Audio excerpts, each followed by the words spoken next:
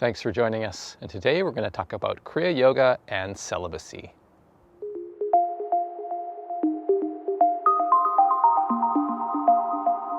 So some Kriya Yoga schools have advocated for celibacy, and that meaning abstaining from all sexual activity. So when we look at the traditional ashramas, the 4 stages of life in Hinduism, the first stage, brahmacharya, usually includes a practices of celibacy as part of a young person's tutelage under a guru, under a spiritual teacher. And typically that would last until maybe in one's mid-20s or so. When one is unmarried, one is single, one is following the teachings of the guru and so on. And so one would engage in celibacy in that particular phase of life. Brahmacharya means on the path of Brahman, which is one who is acting in coherence with the ultimate reality. And while some have claimed that celibacy is an essential component of development in Kriya Yoga, this was not something that was advocated by Lahiri Baba, Lahiri Mahashai. In fact, the path of Kriya Yoga is a householder path. He taught it to folks who had an existing family structure or they had some kind of business or whatever. They were not monastic disciples. And in fact, with Lahiri Baba, his preeminent disciple, Panchanan Bhattacharya, was originally a renunciant. He was following monastic vows, and when he came to Lahiri Baba, realizing his spiritual accomplishment, and said, "Sir, I would like to learn under you and to follow in your instruction," Lahiri Baba basically told him, you need to renounce your monastic vows and live as a householder. Consequently, Panchanan gave up his monastic vows, founded a small business, and then ended up marrying and following in the Kriya Yoga path, learning the Kriya Yoga sadhana. Householders themselves, by virtue of being householders, which are usually married and they may have children, celibacy does not factor into that kind of lifestyle. And there are some Kriya Yoga schools that have taken Kriya Yoga into a monastic setting and saying that this is the true place in which Kriya Yoga belongs. And as a result of that, then they have suggested that folks engage in celibacy. But does celibacy actually assist you in Kriya Yoga? Well, we know that moderation in sexual activity is what allows one to have a balance. So certainly Lahiri Baba advocated a balanced kind of sexual activity. In fact, his suggestion was that householders engage in sexual relations with their significant other up to twice a month. And so from his perspective, that allowed some kind of balance between sexual activities, responsibilities towards the family life, and also intensive engagement in Kriya Yoga sadhana, in Kriya Yoga practice. And this would allow one to have a balance to be able to go into these higher states of awareness. So one of the challenges with enforced celibacy is what it tends to do is to repress sexual desires. And repressing sexual desires, or repressing any kind of desire, is like taking a beach ball and putting it under the surface of the water and holding it there. And once you release that beach ball, it's going to fly up with renewed force upwards into your face.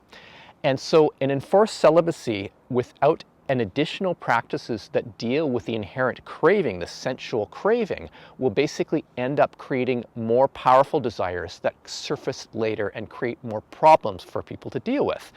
So this is not an advisable practice if celibacy on its own is practice. And that is where the idea of brahmacharya has moved away from its original meaning, is that in the original meaning, it was one on the path of Brahman, meaning working towards or moving in the direction of truth.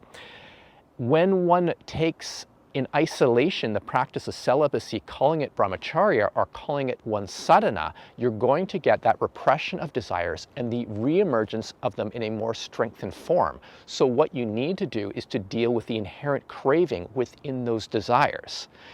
And you need practices for that.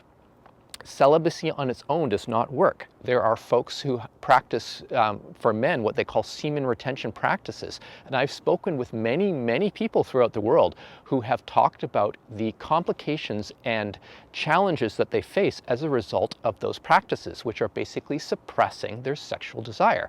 What's going to happen? It goes being pushed down, it's going to come up with renewed force. So what you need are practices to start to be able to release the craving underneath those desires. And to do that, you need to allow those things to come up in your meditation so that you can become aware of them, let them go, and hence release your attachment to the craving of that. Eventually, it will start to fade away as you go through that process. And so that is the process in meditation of letting go of the attachment to those desires, to that sensual craving. And that is a way that is a true brahmacharya practice. Instead of enforcing celibacy and repressing one's sexual desires or sensual desires, what one does is allow them to come up in meditation and to let go of the attachment, the craving to those desires. And what happens from that process is one experiences the cessation of the desires and this spontaneous joy that emerges that brings you into a wholesome state of mind, which brings you into a deeper state of meditation. And consequently, you're developing spiritually through doing that process. So this is, as I said, very different from suppressing the desire, that you allow it to be there, to come into your meditation, that you recognize that it's there, that you let go, releasing tension in body and mind. So the wholesome state of mind arising and that spontaneous joy arising from letting go of that hindrance in your meditation or in your regular, daily waking consciousness leads to an actual change, leads to a release from that attachment. And consequently, there's a harmonious development in your nature. And in that way, eventually, sensual craving is overcome. And so a householder practicing Kriya Yoga may engage in sexual relations with their monogamous partner, but the craving and attachment to those relations will have evaporated. And one then doesn't need to use enforced form of celibacy to try and keep things down, to try and repress things. So if you are engaging in a practice of celibacy while you're doing Kriya Yoga, you really need to look at the underlying craving and your attachment to those sensual desires, because that is where you will experience the true release, the true freedom from those desires, not by suppressing them through some kind of celibacy practice. So if you have any questions about this video, feel free to send me an email at info@modernkriya.com. Also check our website at modernkriya.com and our YouTube channel. So thanks for joining us, and we will see you next time.